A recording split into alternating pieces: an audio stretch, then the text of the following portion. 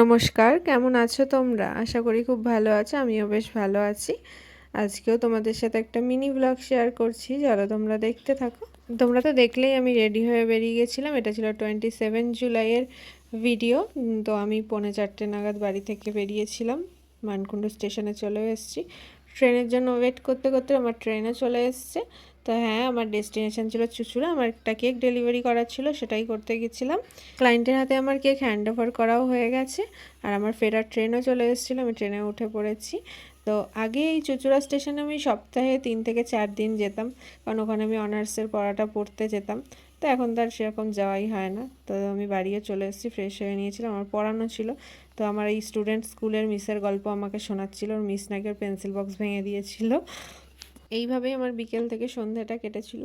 তো ভিডিওটা যদি তোমাদের ভালো লাগে তাহলে একটা লাইক, কমেন্ট, শেয়ার করে দিও। Thanks for watching, bye. দেখা হবে নেক্সট কোনো ভিডিওতে।